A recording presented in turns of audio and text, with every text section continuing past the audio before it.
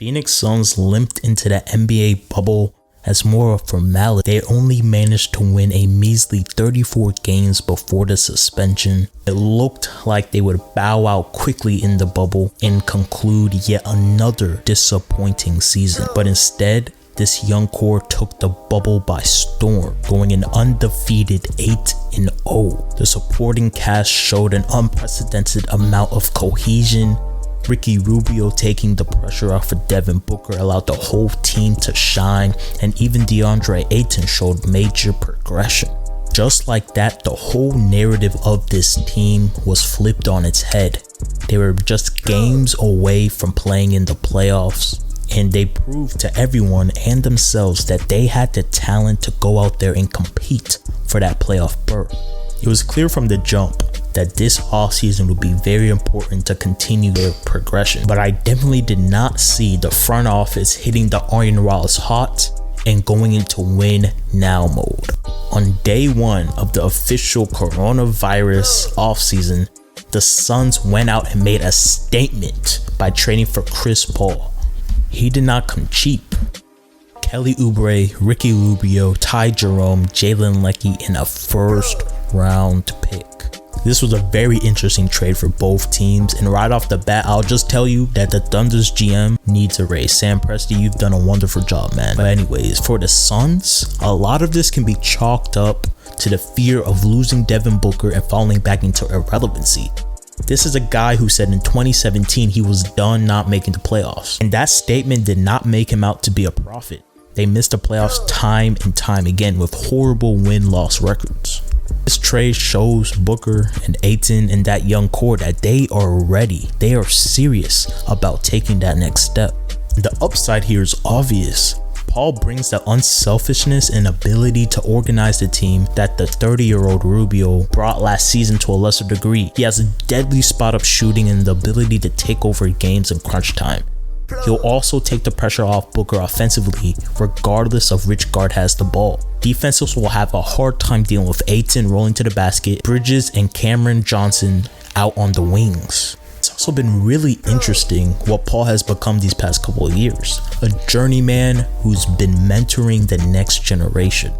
You saw what he did to that Thunder's organization top bottom. This was a team that wanted to go into rebuilding mode. Paul and his leadership just wouldn't allow him. It was fun seeing those moments with him and Shai Gilgeous-Alexander, and the Suns see Paul bringing that mentorship to Booker and the young core. Even with this trade, the Suns are far from being contenders. This seems like a trade solely to progress their players even more and show their star players that they are serious about winning. Downside of this deal for them is the opportunity cost. With a more patient approach, the Suns could have improved without adding a player who will be making $44 million the next season. They can still be players in this free agency, provided that they execute this trade after using their cap space. But Paul's limited their future flexibility. Rather than sacrificing a first round pick, they could have gained one by moving Oubre in between now and the trade deadline. So as long as Paul stays healthy, which is not always a given, and plays near the level he did for the Thunder, the Suns' immediate future is loads more exciting than it has ever been in more than a decade.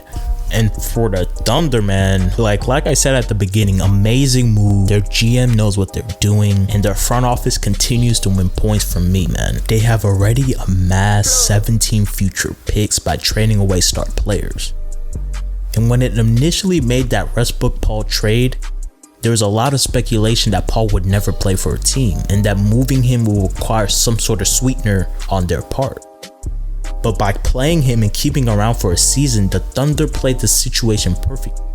He helped their young players, got them into the playoffs, and he increased his trade value dramatically to the point where they are getting a first round pick for a 35-year-old player. Oubre is a great player himself. He could be part of Oklahoma City's squad. He could also be traded again before the deadline, perhaps in exchange for another first round pick. A very versatile 6'7" forward coming off his best season as a scorer, shooter, and defender. He is precisely the type of player a contender might see as its missing piece. Rubio can also run the Thunder in the same way he ran the Suns. He probably won't be starting alongside SGA offensively. Yeah, overall a major win for the Thunder. There's not really any losers for this trade. The Suns aren't doing this to win a championship. They're doing this to progress their players. The only loser in this trade will probably be Milwaukee. They came into this offseason needing a facilitator. All eyes were on Chris Paul to be their missing piece, and they just didn't go for it. They just didn't roll the dice and make this move. Now there is still Goran Dragic on the board, but Goran Dragic is nowhere near the player Chris Paul was last season. He's still a very fine player, don't get me wrong. Anyways, that is all I have for you today. If you like this video, commenting is not a suggestion, it is a must do. You must comment down your thoughts. And yeah, until next time, stay safe. Peace.